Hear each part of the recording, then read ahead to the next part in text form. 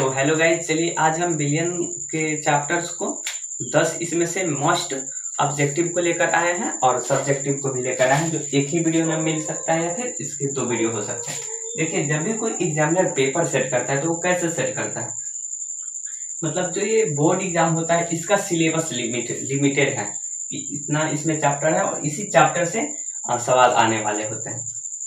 तो देखिए, जो सवाल आने वाले होते हैं तो उसमें कुछ मेन टॉपिक होता है, जो जड़ होता है, तो सवाल तो वहीं से रहता है, लेकिन बच्चे याद करके चले जाते हैं। वो जो एग्जामिनर होता है ना, उसे ये पता होता है कि कौन से सवाल बच्चे नहीं बना पाएंगे, और मतलब याद करके सारे सवाल को ना सॉल्व करना थोड़ा सा मुश्किल हो जाता है। देखिए, जैसे ये सवाल छठा नंबर क्या है, अर्ध पारगम्य में झिल्ली निकाल पाते हैं, तो इसका राइट आंसर हो जाता है विलायक के अणुओं को निकाल पाता है। ठीक है, तो ये सवाल उसने क्यों दिया था ये देख सकते हैं आपने, 2020 या फिर 19 के एग्जाम में आया था, विलायक के अणुओं को निकाल पाते हैं, अर्ध पारगम्य में झिल्ली निकाल पाते हैं, तो इसका राइट आंसर विलायक के अणुओं को। आखिर उसने ये सवाल क्यों दिया था?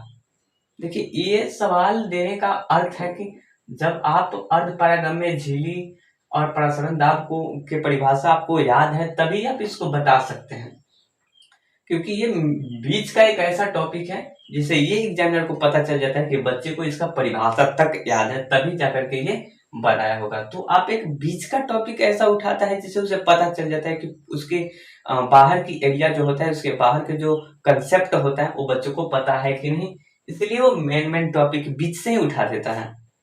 और बच्चे बहुत सारे सवाल को याद करके चले जाते हैं छोटे छोटे, तो वहां से नहीं, देखिए आपको बीच से ऐसा टॉपिक याद करना है जो सबका जड़ हो, जो मतलब कि पूरे एक बड़े परिभाषा में ना मेन जड़ आता है। देखिए, आप कभी भी सवाल क्वेश्चन बैंक उठाइए तो देखिए कि वो कहाँ से सवाल किया है, और उस सवाल पे कितने सवाल, मतलब कि कितने सवाल के अंदर से वो आया है। तो आप देख सकते हैं कि एक ऐसा टॉपिक उठाया होगा जिसके बाहर बहुत बड़े कंसेप्ट लगा होता है, और उस बहुत बड़े कंसेप्ट के अंदर जो सवाल होता है उसी को वो हमेशा से उठाता है। देखिए, यहाँ पे पहला सवाल आता है, प्रसरणी दाब क्या होता है, तो इसका राइट आंसर ताप। देखिए, और चौथा आपका सवाल, आदर्श विलयन का क्या गुण होता है, राउल्ट के नियम, ये भी मेन टॉपिक होता है। अगर राउल्ट का पूरा परिभाषा आपको याद है तो ये वाला आपसे नॉर्मली सॉल्व हो जाता है। प्रसरण दाब का समीकरण क्या होता है, मतलब जब आप देखिए, प्रसरण दाब बच्चे याद करके चले जाते हैं, जिसका उसका समीकरण उन्हें याद नहीं होता है। ये समीकरण याद करने का मतलब कि उसे पता, एग्जामिनर समझता है कि ये सवाल को इस पे जो भी सवाल न्यूमेरिकल होता है वो बना सकता है, इसलिए समीकरण को दिए हुए हैं। देख सकते हैं आप क्वेश्चन बैंक पे ये सवाल आया हुआ है, प्रसरण दाब का समीकरण क्या होता है, तो इसका होता है P बराबर CRT। और देखिए, छठा नंबर, अर्ध पारगम्य झिल्ली को निकाल पाते हैं, तो विलायक के अणुओं को। और सातवां नंबर है, 234.2 ग्राम चीनी के घोल में 34.2 ग्राम चीनी के घोल का मोलर सांद्रण क्या होता है, तो इसका क्या आंसर राइट होगा 0.5। और देखिए, आठवां नंबर है, CaNO3 2 में 1/2 गुणक होता है, तो इसका राइट आंसर 3 हो जाएगा। और 9 नंबर सवाल, कौन अनुसंख्यक गुणधर्म नहीं है, देखिए बहुत ही मोस्ट इम्पोर्टेंट है, और इसमें सारे के सारे सवाल मोस्ट इम्पोर्टेंट है।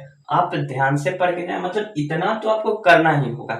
आपके पास भले कितना भी आपने याद कर लिया हो, लेकिन इतना जरूर याद कीजिए क्योंकि यहाँ इसमें से कौन सा सवाल आएगा, मतलब आ सकता है, इसलिए आप यहाँ से याद कर लीजिए। देखिए, 9 नंबर सवाल है, कौन अनुसंख्यक गुणधर्म नहीं है, तो इसका प्रसरण दाब होता है। और 10वां है, बिलियन कितने प्रकार का होता है। अच्छा, बिलियन कितने प्रकार का होता है, ये मेन टॉपिक आ रहा है, तो ये 2 प्रकार का होता है। देखिए, कौन पहला होता है, तनु विलयन, और दूसरा होता है सांद्र विलयन। तो ये विलयन कितने प्रकार का होता है, ये 2 प्रकार का होता है। देखिए, विलयन का, अब विलयन का हम सब्जेक्टिव कुछ सवाल बताएंगे आपको।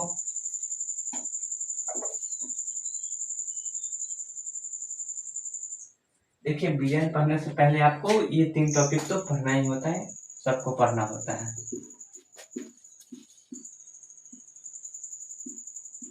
विलेय,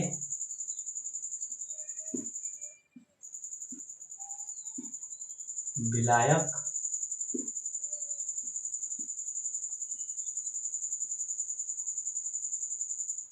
और बिलियन।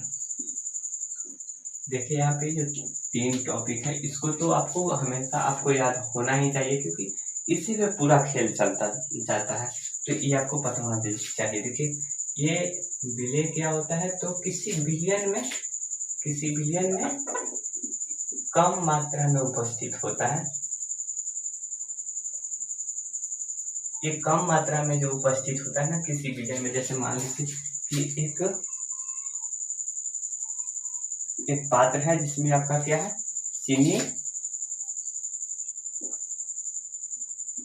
कितना है, चीनी 200 ग्राम है, और पानी कितना है, पानी आपका 1000 ग्राम है। तो ये जो चीनी होता है ना, ये कम वाला भाग आपका क्या हो जाएगा, ये विलय हो जाएगा, और ये जो होता है 1000 जो ज्यादा मात्रा में उपस्थित होता है, ये आपका विलायक हो जाएगा।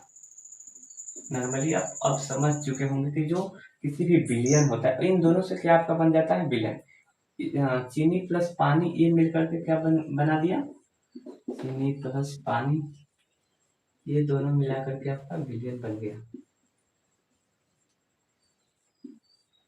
तो आप समझ गए होंगे कि जब दोनों मिल जाता है तो मतलब पूरे मिश्रण को ही विलयन कह देते हैं, और जो सबसे कम मात्रा में उपस्थित होता है उसे विलय कहते हैं, और जो उससे अधिक मात्रा में